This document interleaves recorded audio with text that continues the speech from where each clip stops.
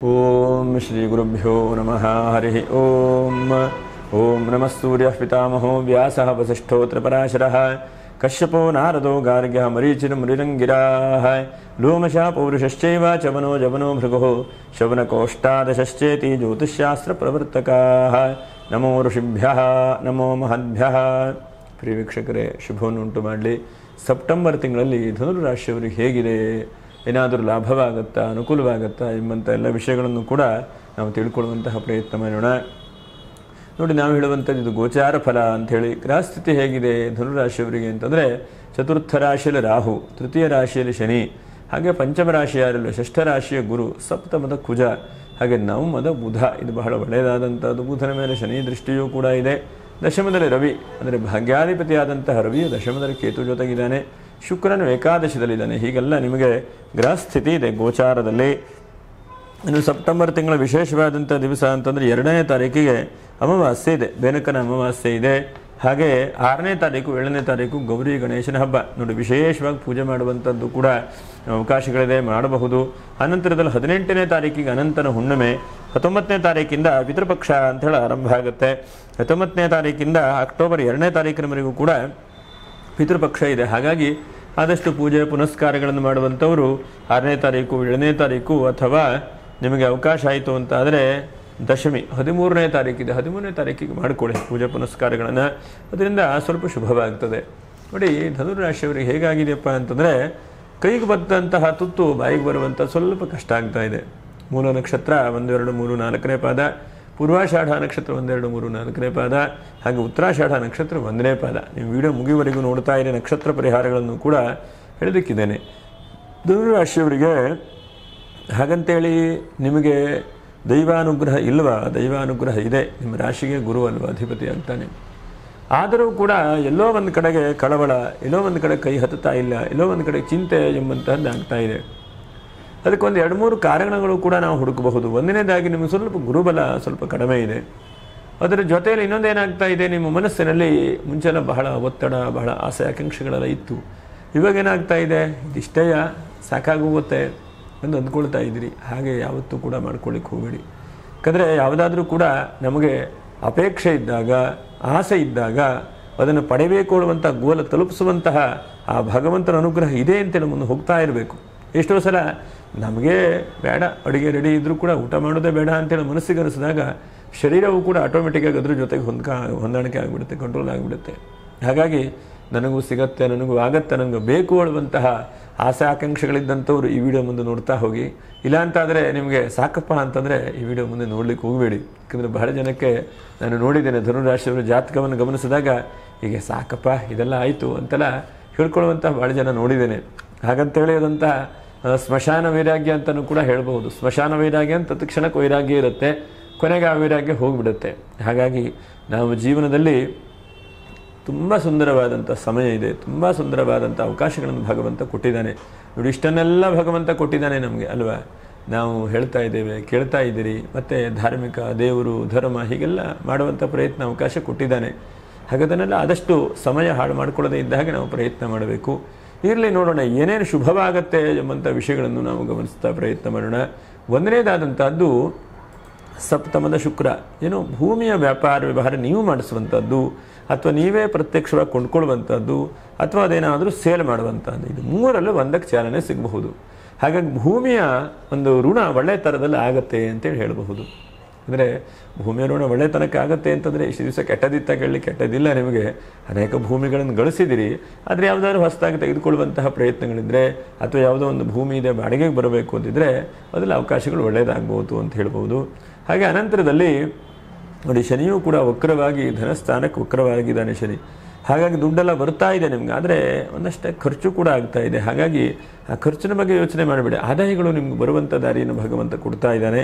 ಮತ್ತು ವಿದೇಶ ಪ್ರಯಾಣ ಯೋಗ, ಮತ್ತು ಇದ್ದಕ್ಕಿದ್ದ ಹಾಗೆ ಎಲ್ಲೋ ಒಂದು ಕಡೆ ದೂರ ಹೋಗಿಬಿಡ್ತೀರಿ ನೀವು. ನಿಮಗೆ ಒಂದು ಹಂತಕ್ಕೆ ಹಣಕಾಸಿನಲ್ಲಿ ಅಭಿವೃದ್ಧಿ ಆಗುವಂಥದ್ದು, ಲಾಭದಾಯಕವಾಗಿ ತಂದುಕೊಡುವಂಥದ್ದು ಹೀಗೆಲ್ಲ ನಿಮಗೆ ಆಗ್ತದೆ ಅಂತೇಳಿ ಹೇಳಬಹುದು.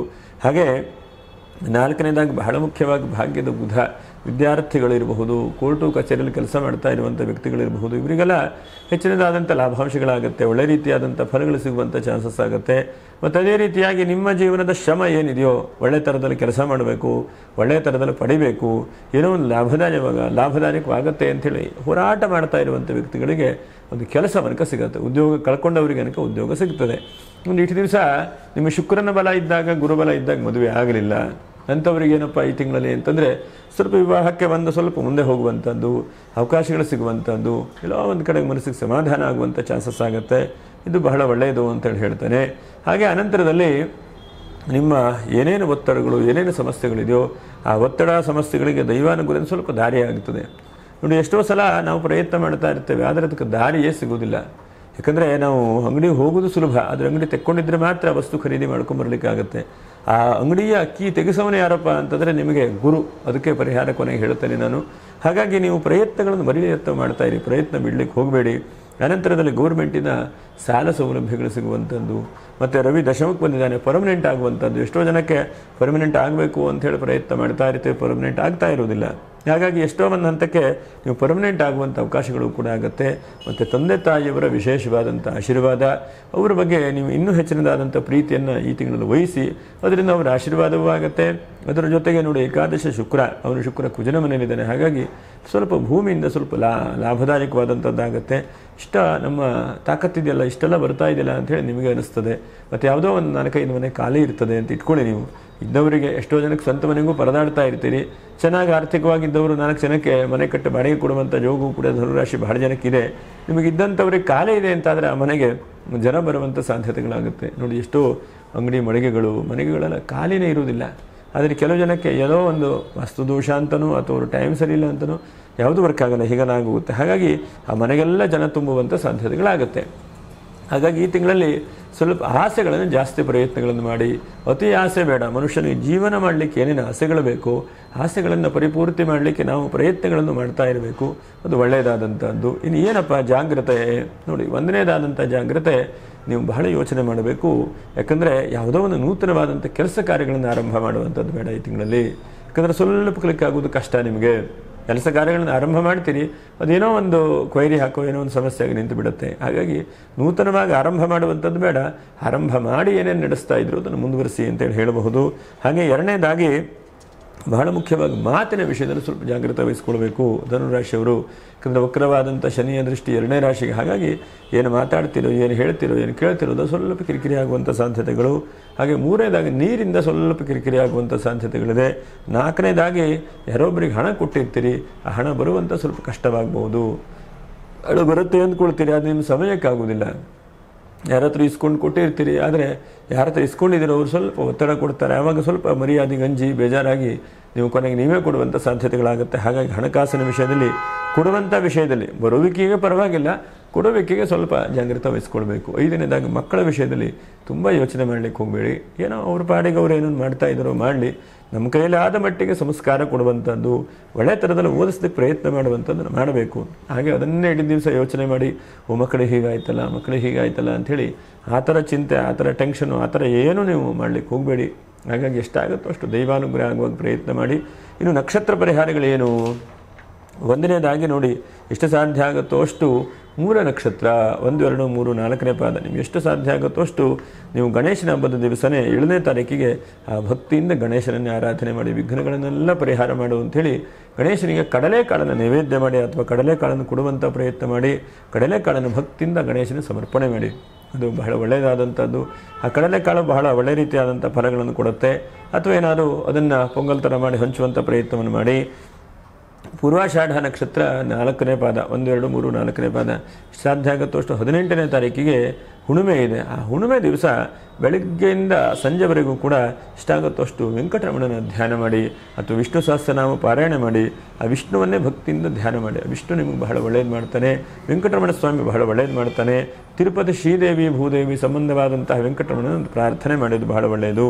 ಇನ್ನು ಉತ್ತರ ನಕ್ಷತ್ರ 1ನೇ ಪಾದ, ಎಷ್ಟು ಸಾಧ್ಯ ಆಗುತ್ತೋ ಅಷ್ಟು, ಯಾಕಂದರೆ ಪೂರ್ವಾಷಾಢ ಉತ್ತರಾಷಾಢ ನಕ್ಷತ್ರ 1ನೇ ಪಾದ, ಉತ್ತರಾಷಾಢ ನಕ್ಷತ್ರ 1ನೇ ಪಾದ, ಸುವರ್ಣಗೌರಿ ವ್ರತ 6ನೇ ತಾರೀಕಿಗೆ ಇದೆ. 6ನೇ ತಾರೀಕಿಗೆ ಗೌರಿಯನ್ನು ಪ್ರಾರ್ಥನೆ ಮಾಡಿ. ಮತ್ತು ಇದೇ ನಮ್ಮ ಹಿಂದೆ ಯೂಟ್ಯೂಬ್ ಚಾನಲಲ್ಲಿ ಚಂಡಿಕಾ ಸಪ್ತಶತಿ ಪಾರಾಯಣೆ ಅಂತೇಳಿ ಅಪ್ಲೋಡ್ ಮಾಡಿದ್ದೇನೆ. ಅದನ್ನು ಕೂಡ ಡಿಸ್ಕ್ರಿಪ್ಷನ್ ಹಾಕ್ತೇವೆ. ಅದನ್ನು ಕೂಡ ಚಂಡಿಕಾ ಪಾರಾಯಣೆ ಕೇಳುವಂಥ ಪ್ರಯತ್ನವನ್ನು ಮಾಡಿ. ಯಾಕಂದರೆ ಗೌರಿ ಅಂತಂದರೆ ಮಹಾಕಾಳಿ, ಮಹಾಲಕ್ಷ್ಮಿ, ಮಹಾಸರಸ್ವತಿ ಮೂರೂ ಶಕ್ತಿಗಳನ್ನು ಸೇರಿಸಿ ಗೌರಿ ಅಂತೇಳಿ ಕರೀತಾರೆ. ಹಾಗಾಗಂತಹ ಗೌರಿಯನ್ನು ವಿಶೇಷವಾಗಿ ನೀವು ಪ್ರಾರ್ಥನೆ ಮಾಡಿ. ನಿಮಗೆ ಗೊತ್ತಿದ್ದರೆ ಚಂಡಿಕಾ ಪಾರಾಯಣೆ ಮಾಡಿ, ಇಲ್ಲಾಂದರೆ ಚಂಡಿಕಾ ಕವಚ ಸ್ತೋತ್ರ, ಚಂಡಿಕಾ ಅರ್ಗಲಾ ಸ್ತೋತ್ರ, ಚಂಡಿಕಾ ಕವಚ ಸ್ತೋತ್ರ ಅಂತಿದೆ. ಹಿಂದೆ ಇದೇ ವಿಡಿಯೋ ಇದೇ ಚಾನಲಲ್ಲಿ ಅಪ್ಲೋಡ್ ಮಾಡಿದ್ದೇವೆ, ಅದನ್ನು ಕೂಡ ಗಮನಿಸಿ. ಇದಿಷ್ಟು ಮಾಡಿ ನಿಮಗೆ ಎಲ್ಲ ಶುಭವಾಗಲಿ. ಆದರೆ ಸ್ವಲ್ಪ ಪ್ರಯತ್ನಗಳನ್ನು ಒಂದು ಹೆಜ್ಜೆ ಮುಂದಿಡಿ ಅಂತ ಹೇಳ್ತಾ ಮುಂದಿನ ವಿಡಿಯೋದಲ್ಲಿ ಭೇಟಿ ಮಾಡೋಣ. ನಮಸ್ಕಾರ. ಲೋಕಾ ಸಮಸ್ತ ಸುಖಿನೋ ಭವಂತು. ನಮಸ್ಕಾರ.